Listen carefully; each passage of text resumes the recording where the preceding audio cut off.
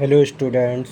तो हम लोग आज डेफिनेट इंटीग्रेशन की प्रॉपर्टीज़ के बारे में पढ़ेंगे। डेफिनेट इंटीग्रेशन करने से पहले हमको ये 6 प्रॉपर्टीज़ पता होनी चाहिए। तो देखते हैं ज़रा कौन कौन सी प्रॉपर्टीज़ होती हैं डेफिनेट इंटीग्रेशन की। फर्स्ट प्रॉपर्टी होती है integration of f x with limit a to b अगर है तो इसको हम क्या लिख सकते हैं, integration of f t with same limit that is a to b limit. फिर से देखिए, इसको पी नॉट प्रॉपर्टी बोलते हैं। Integration of f x with limit a to b will be equal to integration of f t with limit a to b. मतलब अगर function का variable बदल देंगे आप और लिमिट सेम रहेगी तो फंक्शन पर कोई फ़र्क नहीं पड़ता।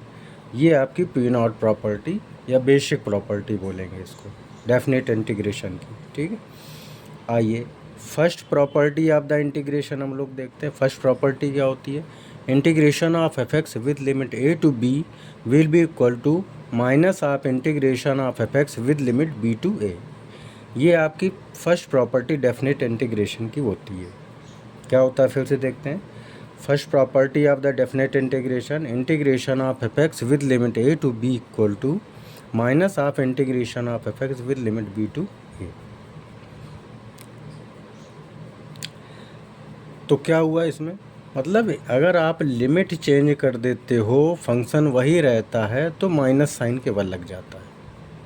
अगर अपर लिमिट को लोअर लिमिट कर दो, लोअर लिमिट को अपर लिमिट कर दो, यहाँ लोअर लिमिट ए थी यहाँ लोअर लिमिट बी कर दिया, यहाँ अपर लिमिट बी थी यहाँ पर लोअर लिमिट बी कर दिया, मतलब लिमिट को इंटरचेंज कर दिया हमने केवल। ठीक है, मतलब लोअर लिमिट को अपर लिमिट कर दिया, अपर लिमिट को लोअर लिमिट कर दिया, तो फंक्शन में कोई चेंज नहीं होगा, केवल उसमें माइनस साइन लग जाएगा। ये फर्स्ट प्रॉपर्टी आपका डेफिनेट इंटीग्रेशन हो गई आपकी। आइए next, second property of the definite integration क्या होती है। Second property of the definite integration, integration of f x with limit a to b equal to integration of f x plus integration of f x with limit a to c and limit c to b. फिर से देखिए जरा, second property of the integration, integration of f x with limit a to b equal to integration of f x with limit a to c plus integration of f x with limit c to b, जहाँ पर सी की value ए और B के बीच में लाई करनी चाहिए। यह आपका हो गया second property of the definite integration. आइए third property of the definite integration क्या होती है, integration of f x with limit a to b equal to integration of f of a plus b minus x with limit a to b। फिर से देखिए third property को, integration of f x with limit a to b equal to f of a plus b minus x with limit a to b. मतलब क्या होता है, इसमें lower limit upper limit को दोनों को ऐड करके एक्स को सब्ट्रैक्ट कर देते हैं। This is the third property of the DI definite integration. इसमें आपको बिल्कुल सीक्वेंस में ये प्रॉपर्टीज़ लर्न होनी चाहिए। ठीक है, फोर्थ प्रॉपर्टी ये मोस्ट इम्पॉर्टेंट प्रॉपर्टी होता है, सबसे ज़्यादा एप्लीकेशन इसी का होता है। Integration of f x with limit 0 to a equal to f of a minus x with limit 0 to a. This is the fourth property of the integration. Fourth property फिर से देखिए, इंपॉर्टेंट प्रॉपर्टी है, integration of f x with limit 0 to a equal to f of a minus x with limit 0 to a। ये आपकी चार property यहाँ पर हो जाती हैं। आइए तीन प्रॉपर्टी और है, उसके बाद डेफिनेट इंटीग्रेशन की प्रॉपर्टीज़ ख़त्म।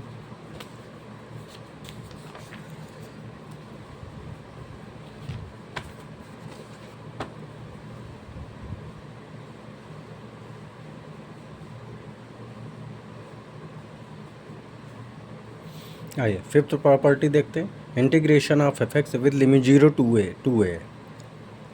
Integration of f x with limit 0 से 2a है तो यहाँ पर क्या हो जाएगा, फंक्शन ब्रेक हो जाएगा। किस में एफ एक्स में और F of 2a minus x में।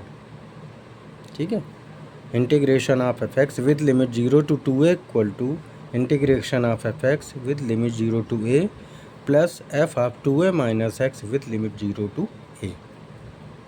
फिफ्थ प्रॉपर्टी है, फिर से देख लीजिए आप लोग, integration of f x with limit 0 to 2a equal to integration of f x with limit 0 to a plus f of 2a minus x with limit 0 to a. ये fifth property आपकी complete हो जाती है। Six property क्या होती है? Integration of f x with limit 0 to 2a equal to 2 times of f x with limit 0 to a। ये होगा फंक्शन, या फिर 0 होगी, दो वैल्यू होती हैं इसकी।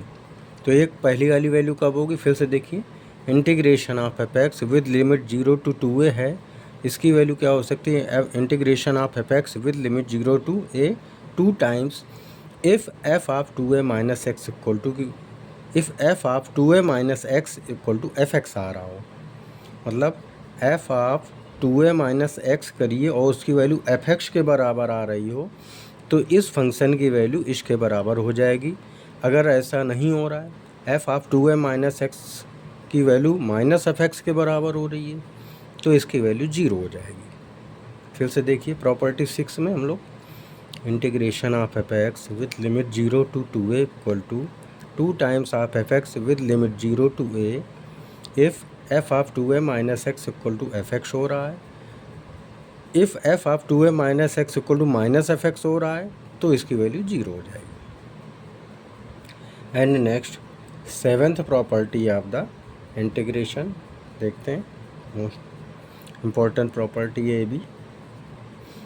Integration of f x with limit minus a to a, मतलब जहाँ पर आपको माइनस ए टू ए की टाइप की लिमिट दिख रही हो, जैसे -3 से 3 दिख रही हो, -1 से 1 दिख रही हो, तो वहाँ पर सेवेंथ प्रॉपर्टी आप लगा सकते हैं।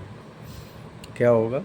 Integration of f x with limit minus a to a equal to 2 times of f x with limit 0 to a. इसकी भी वैल्यू सिक्स प्रॉपर्टी की तरह दो वैल्यू इसकी भी होती हैं, ठीक है।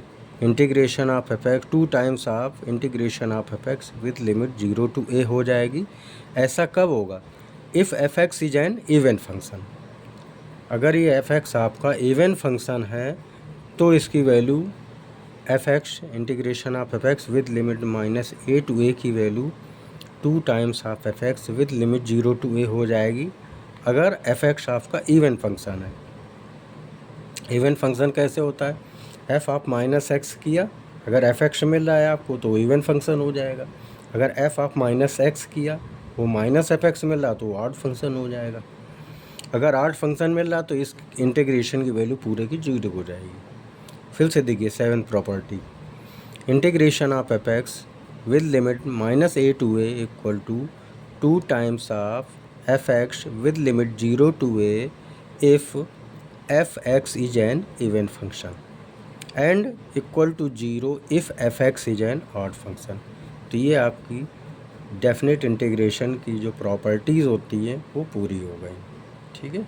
अगर किसी को कोई डाउट हो तो वो डायरेक्ट मैसेज कर सकता है। Okay, thank you.